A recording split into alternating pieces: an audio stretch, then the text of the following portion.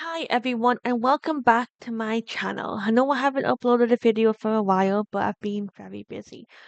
So today we're going to jump right in and we're going to talk about Only a Monster by Vanessa. This is the first book in a trilogy and I finished it just recently and today we're going to talk about it. I'll just put it here.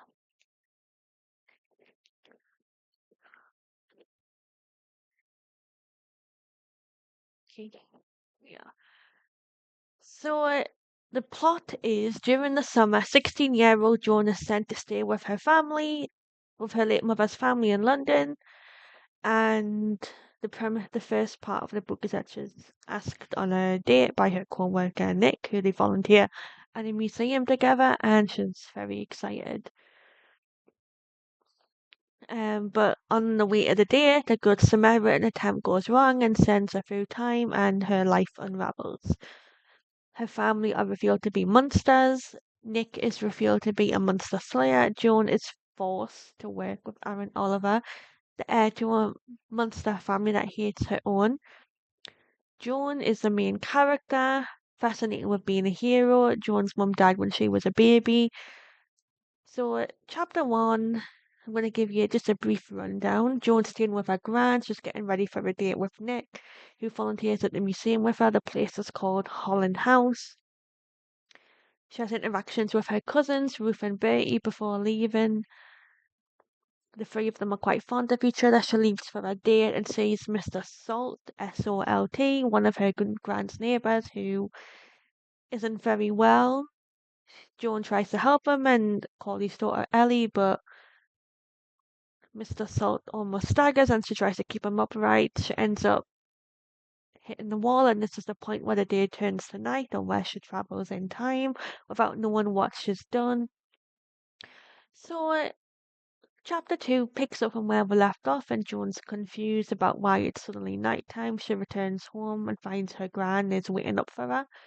Her gran explains that the family are monsters and they have the ability to travel in time, but when they touch a human, they steal time from them and then the humans die.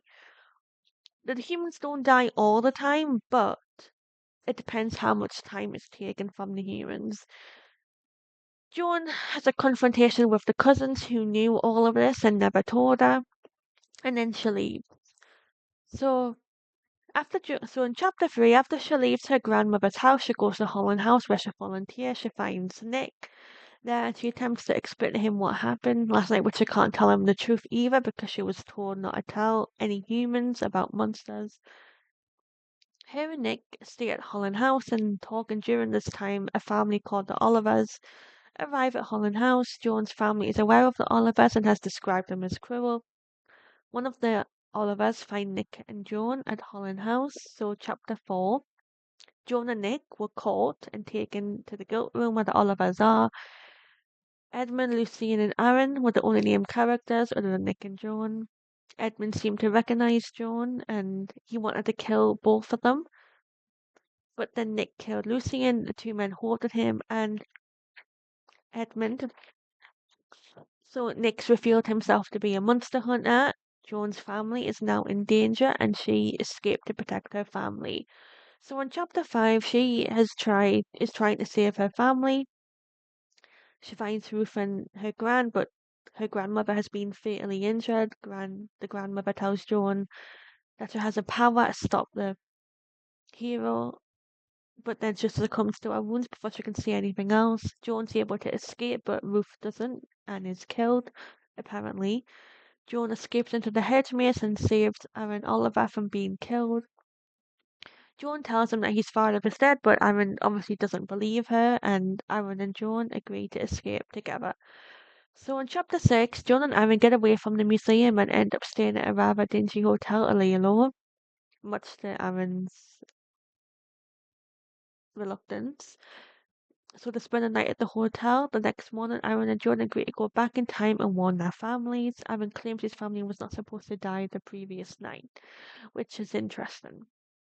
So in chapter 7, they leave the hotel. He takes it at Buckingham Palace, which is called the Pit, to take time from humans to go back in time. Aaron is able to take time from humans while Joan struggles to do this. but Nick's people, more hunters, are in the crowd. So he helped John so they're able to travel through time. So in chapter 8, the time travel, at first I don't know what decade they're in, but Aaron tells her that they're in 1993, my birth year. John doesn't know how to cope, and Aaron tells her she needs to get it together, which, I mean, this is her first time properly traveling in time, so I get why she's kind of, John doesn't know where the Hunts are in this decade because the Hunts, which is the Munster side of the family, moves around. And she has no choice but to learn from Aaron. So they've been put in this forced proximity kind of situation. So in chapter 9, Joan is looking for a way to warn their families about their murders in the future. She attempts to send letters and to tell one of the Olivers, but neither of these attempts work because the timeline corrects itself. Aaron and Joan are then found by Ruth, who Joan thought was dead. So in chapter 10, Ruth and Joan are reunited. Ruth tells Joan to come with her and refuses to let Aaron come, but Joan insists. Ruth tells Joan she spent 2 years looking for her and not to talk about the massacre, because apparently bad things happen when you talk about the massacre. In chapter 11, Joan is now with Aaron and Ruth. Joan wants to change what happened. Aaron believes they can't change what happened, and he's prepared to live in the 90s. Ruth seems to think that Joan likes Aaron. Ruth mentions the Lou family and you have the power to remember things that never happened because apparently there was a different timeline before everything got changed. So Aaron takes Joan to the Lou family, who mention the true history and that there was another timeline. Joan's necklace she got from Gran was revealed to be a key to the Munster court. The Lou family states that the king destroyed the true timeline and created the current timeline.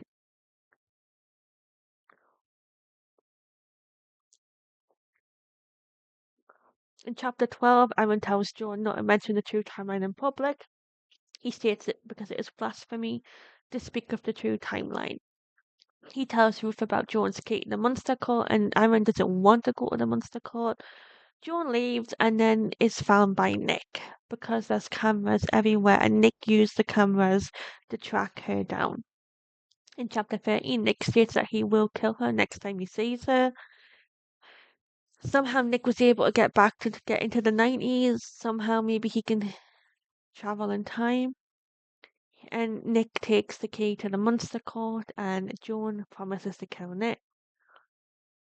Chapter 14, and Joan goes back to the Munster Street, terrified that Aaron and Ruth will be found dead because Nick's in the 90s now. Joan tells them that Nick is here. Joan reveals that Nick took the necklace to get into the Munster court to use the device to kill all Munsters.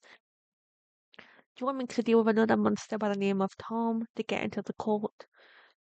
Aaron, of course, still doesn't want to break into the court. Joan goes to look for the younger version of her Gran, which doesn't exactly go well. But she learns that the device they're looking for is called a transformatio. So in chapter 15, Joan, Ruth, and Aaron are now ready to go to the Munster court. They have to use chops, which are symbols of a family, to get into the Munster court. They find an Oliver there, and Joan learns that Aaron has been removed from the line of succession. Joan and Aaron meet up with Ruth, and then they find Tom Hathaway, who's the monster that's helping them, and he takes them into a secret passage that leads to a chapel. Joan, Ruth, Aaron, and Tom head to what they think is the archive room in chapter 16. At first, they think they can't get through, but then they can use a rug to get through, like they create a tunnel. They find a prison cell and decide it's time to leave. Joan gets separated from the others.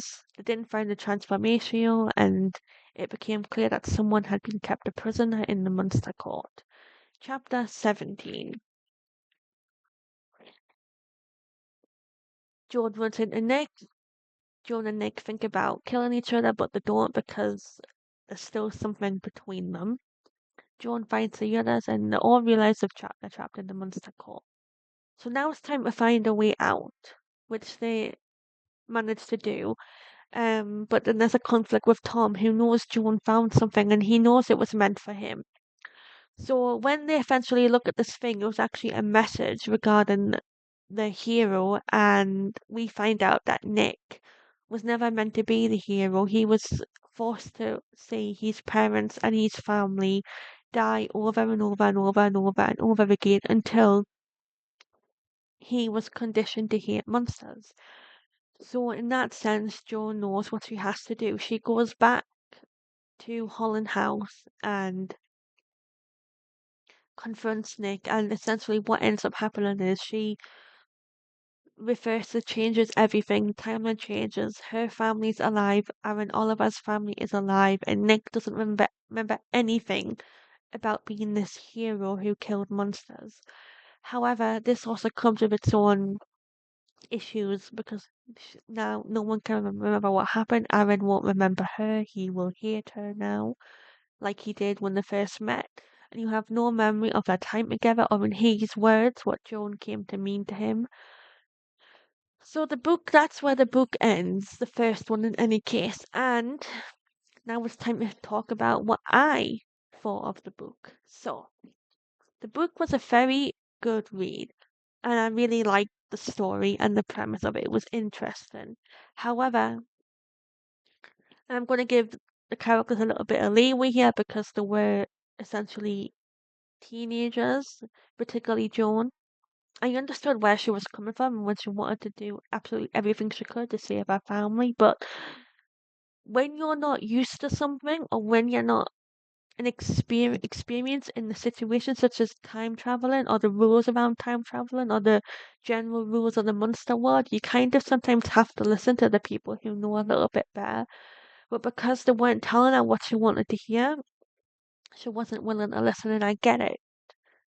It was the conflict, and without that, the story wouldn't have been as engaging. But when Aaron was trying to tell her that they couldn't do it, that they couldn't do this, they couldn't do that, like it's because he knew he's grown up in this world. He understands, and he knows that she wanted to save her family more than anything. But I think it got to a point where she was kind of forced to realize that maybe it wasn't possible. But I mean, she managed to do it, and she got her family back, and the book ended on a slightly happy note. And even Jamie Lou, the boy who had been kept prisoner in the court, was a lot better off too, and he actually remembered Joan. So I am gonna rate this book 4 out of 5 because I did enjoy it, and I'm currently reading the second book, and that book review will be coming in due course as well. So thank you and enjoy the video.